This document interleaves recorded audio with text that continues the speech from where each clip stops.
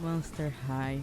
A beloved series about accepting yourself for who you are, accepting your uniqueness and self worth, while also appreciating your friends, family, and everyone who changed your life one way or another.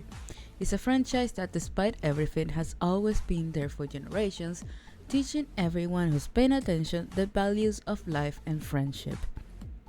And today, I'm going to tear that apart.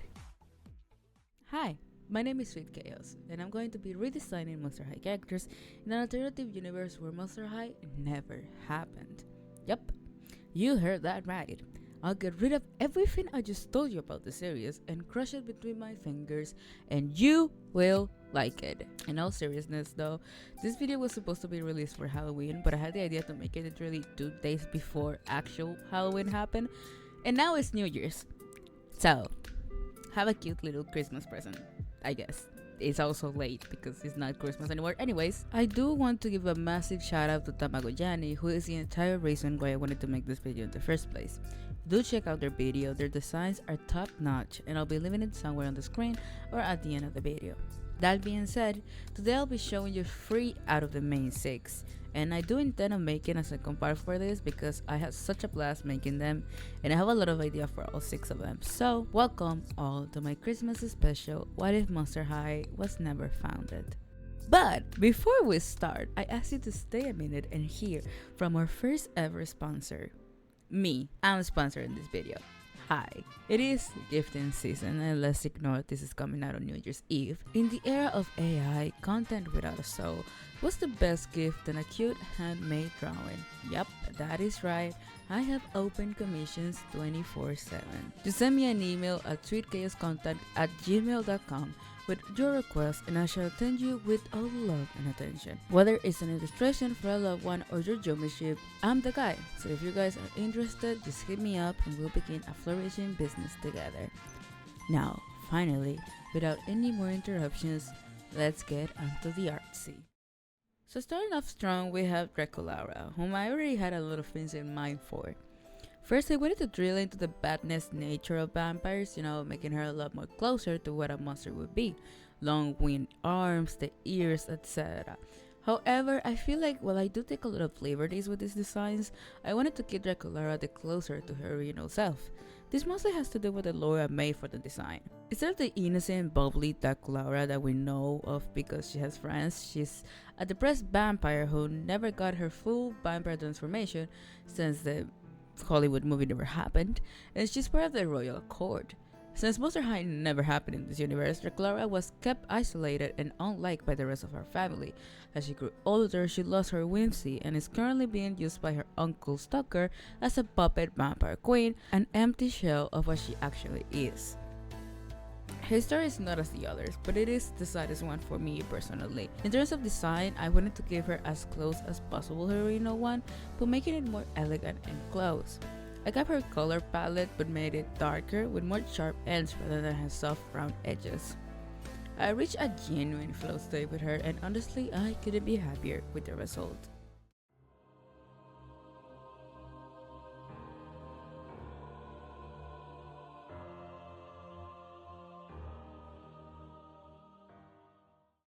Now, Frankie is actually my favorite concept so far, and I do get a little bit carried away with her lore, so bear with me here.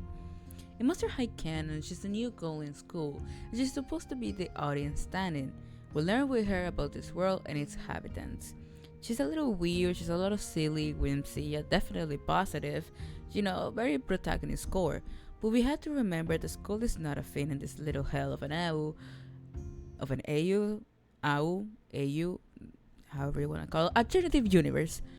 And if you have seen the movies, and if you haven't, please do, you know that in the movie Freaky Fusion, Frankie travels 200 years into the past and meets her grandfather, Victor Frankenstein.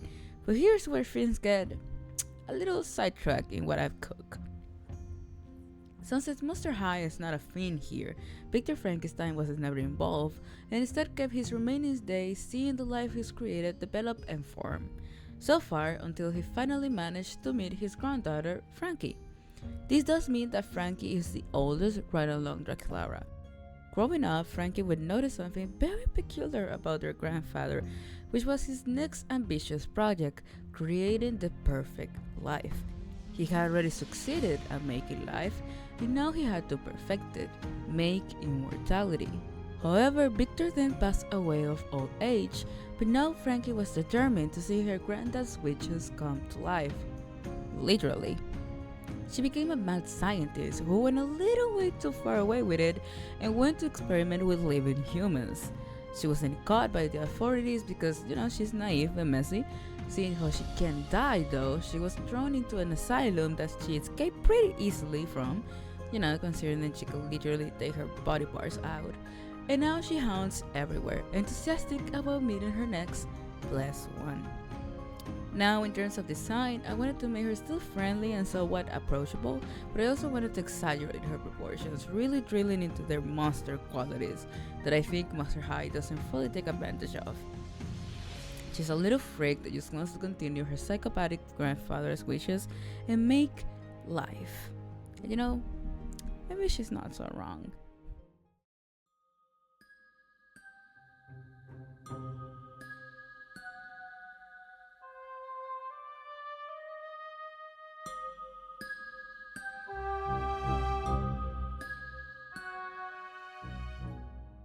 And last but not least, we have Claudine Wolf.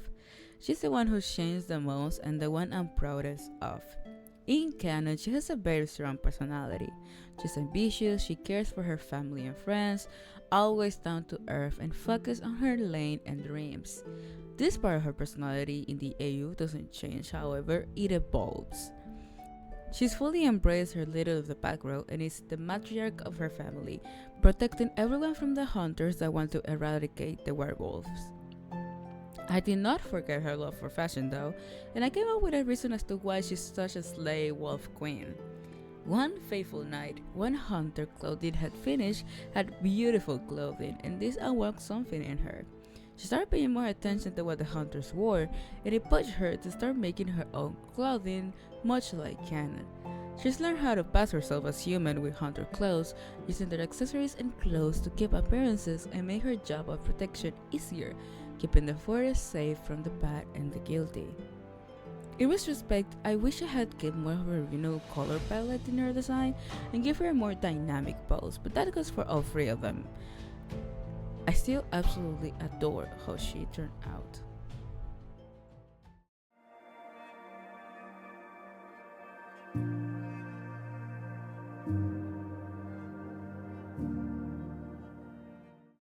And that was all for this video so far.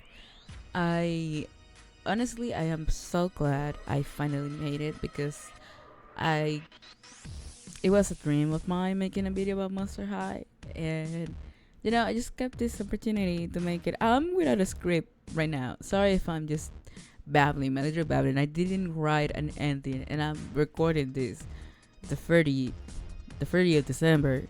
And anyways, I hope you enjoyed. I hope these designs are as beautiful for you as they are for me. And if you have any other ideas or your own version of the AU, please do let me know in the comments. I will leave in the Tamagojani video down in the description below, as well as the email for my commissions. Please do check them out if you wish. You can ask me anything, and I'll see you guys in the next one. Bye bye.